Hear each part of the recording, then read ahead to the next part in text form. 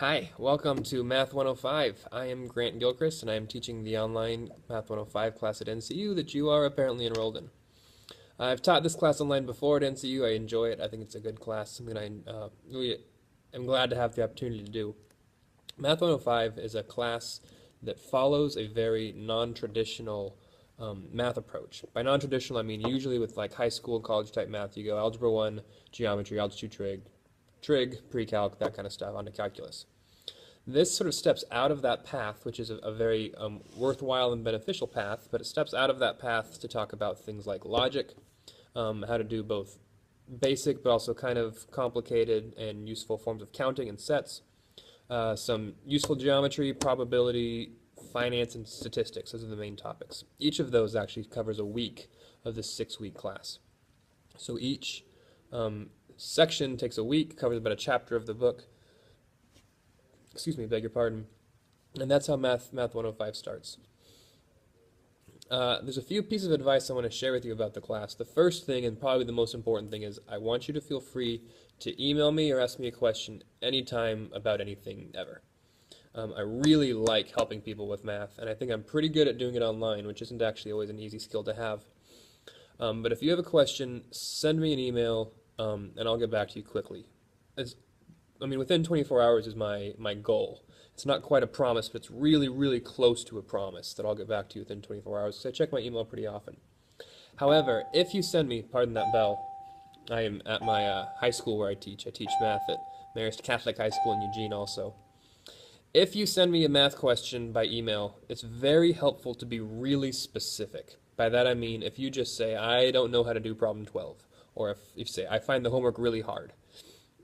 I can't really do too much with that. I'll try and make it less hard and make it, better for you. But what's better is if you can say, like, on problem 12, I was doing this, and then I did this, and I did this, and here's where I'm stuck, or here's what I tried so far, but I'm not sure where to go from here. Or if you can even just send me the problem that we can discuss. There's a chance that when you email me, I'm checking it on my phone, and I don't have my book on me, and if I can't remember the problem, I won't be able to help you right away. The more specific of a question you can ask, the easier it is for me to help and to point out whatever your misunderstanding is or whatever steps we should take to move forward. So please do that. I think that the book that you're going to use for this class is a really good book. The examples are clear, the instructions are handled really well, the problem sets are good problem sets. Reading through a math book is not an easy thing to do if you haven't done it before. It flows very differently than all other reading you do, obviously. When you read through a math book, look at the examples. Try and work through the process they give you. Excuse me again. They'll probably give you some other problems to try on your own. Actually, try them on your own. Reading a math book the first time you do it will take a long time, but after a while you get a feel of kind of the pacing of it and the cadence. These books kind of have this rhythm you start to sort of tap into, and it flows really well.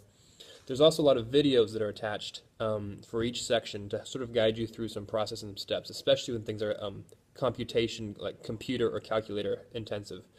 The videos actually weren't produced by me. The teacher who taught this class before I did, I think made really good videos, and so I'm just going to stick with those. They've worked pretty well in the past for me while teaching at NCU. Read the book, watch the movies if the videos they help you. The nice thing about videos, you can pause them, so you can rewind, watch it again, keep seeing things over and over. It's like you have the teacher is under your thumb and you can control what they do by sliding your finger back and forth. It's pretty nice about those things. In general with the class, homework will be due on Sundays at 11:55 p.m., which is the latest possible time that Beacon Learning can accept something before it moves on to the next day. So Sunday's 11:55. You'll do a week of this one chapter. And then the next week, you'll have a quiz on that chapter. And it's actually not until the following Sunday, or I think it's Sunday, which means you can submit homework one Sunday, wait a whole week, and then try and take the quiz the following Sunday. And you might forget everything in that week. And you also might take all the new stuff you learned in that second week that's going to be quizzed on eventually the week after. And you can kind of start to overlap some stuff you learned, and that can cause some problems. So while homework and quizzes aren't due until Sunday nights, I strongly recommend that once you finish your homework, you find a time quickly, maybe not that exact moment or hour, but in the next couple of days if you can, to take the quiz that's also associated with that homework. Homework is due on weekends and quizzes are due on weekends so that you have the chance to either work in the week if that fits your schedule or on the weekend if that fits your schedule.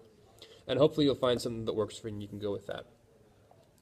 Please, when you submit homework, type it on the computer. You will probably find that the first time you type homework on the computer it takes a long time and goes slowly. But after that, you'll get a feel for it and it'll go faster and can actually save you time in the long run. If you want to submit paper by hand, meaning that you wrote on paper, like write on paper, take a picture, send it to me, that can work if it's very dark, you're using a pen without making mistakes, or not too many mistakes, or use a really, really dark, clear pencil that I can see. If I can't see it, I can't grade it, I can't help you, it doesn't do any good. So I would prefer you submit homework by computer electronically, then I can also edit things electronically, send them back edited. It's much, much cleaner that way. But if not, that's fine. Please, let's try and push for the computer stuff, but if you need to do it on paper, I understand.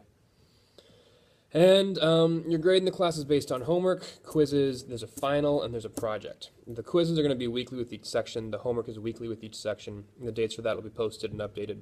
The project, if you've done task streams at NCU, this isn't a task stream. I think it was determined that the type of project submitted for Math 105 doesn't quite fit the task stream criteria. We'll talk about that more as it comes around. But I think that's a pretty good primer for the course. If you have any questions or need any help, please feel free to reach out to me and talk to me. I would appreciate actually if you could send me an email. Apart from the homework assignments that we've gotten this first week, I know there's a lot to adjust to in a learning curve, and if you're new to Beacon, there's a lot of buttons you got to find where they are, and it can take a while to figure that out. But I would appreciate a quick little email that tells me who you are, why you're taking the class, what your goals are, and if you like or don't like math, if it excites you or scares you. I am teacher in my 30s. I've taught at Lane Community College, I teach at NCU, I teach it full-time at Marist Catholic High School. I coach Frisbee, I ride bike, I play with my boys, who are, at the time of this video, 5 and 2, and they're a lot of fun.